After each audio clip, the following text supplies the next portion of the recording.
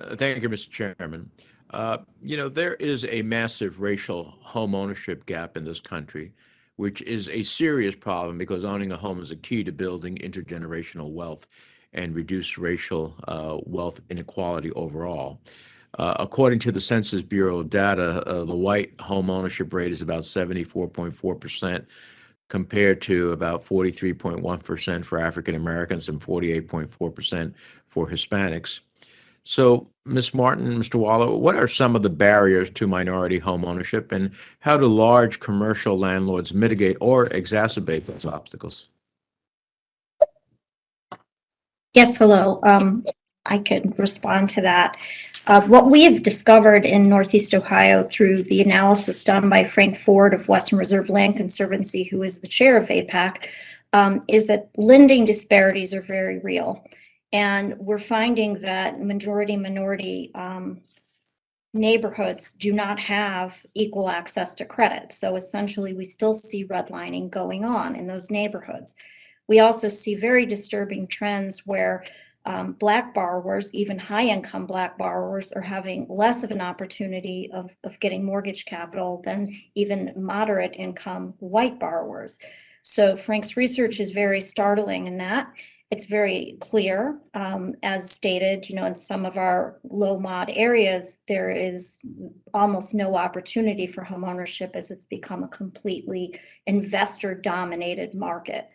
There are essentially few to no mortgages being written in some parts of our community. And if I could add, Senator, these practices and these types of landlords are often concentrated in low-income and Black and brown communities. The effect is that they're extracting wealth from these communities, and to buy a home, you need wealth. You need to build up money to pay for your down payment, also have stable income. And so these practices, because they put so much pressure on the families that live in these homes, that are renting these homes, they're often feeling like they're in a constant state of fiscal emergency. And that's very difficult under those situations to have the kind of stability that lends itself to the purchase of a home. Thank you. Well, thank you. Well, I'm concerned the fact that institutional investors in real estate are potentially squeezing minority first-time home buyers out of the market. According to the National Association of Hispanic Real Estate Professionals, one of the critical barriers Latino home buyers face is that Latinos are overwhelmingly concentrated in areas of the country with acute housing shortages. So, what can we do to ensure that first-time minority home buyers have a fair chance at competing with deep-pocketed institutional investors?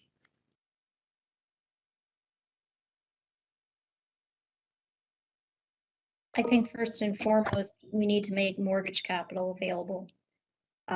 I think we need to provide some backstops to keep the investor behavior curbed in some of these areas where they're just essentially raiding neighborhoods.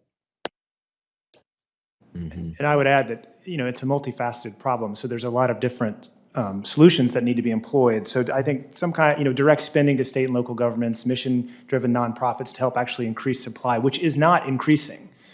It's not increasing fast enough. There simply isn't enough affordable housing in Georgia. Also, local governments need better information about these types of investors and institutions in order to make decisions at the local level to help increase supply. Okay. Now, more and more housing is bought up by institutional investors. I'm concerned about the lack of transparency this is creating in real estate ownership. Imagine a scenario when an unoccupied house needs maintenance, where the neighbors cannot notify the owner because the house is owned by an anonymous LLC.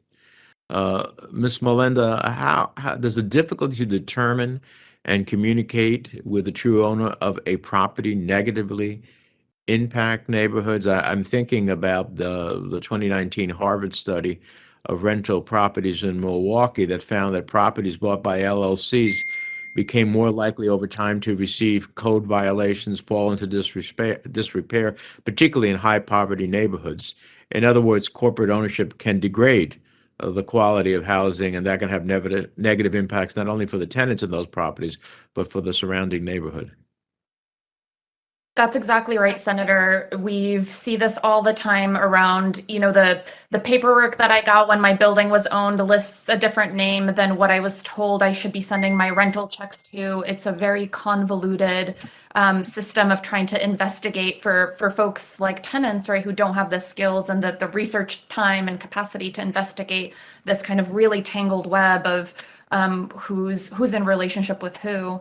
And the violations that you mentioned, I mean, these have included dangerous, unpermitted work and careless construction. We've heard, one of my neighbors in a different building had to get sent to the hospital for asthma from unmanaged dust and debris from construction that was unpermitted that was happening. And the entire Greenbrook portfolio, according to the New York City Department of Housing Preservation and Development, has received just over 3,000 total violations across their portfolio of just, 130 plus buildings. That's pretty amazing. All right.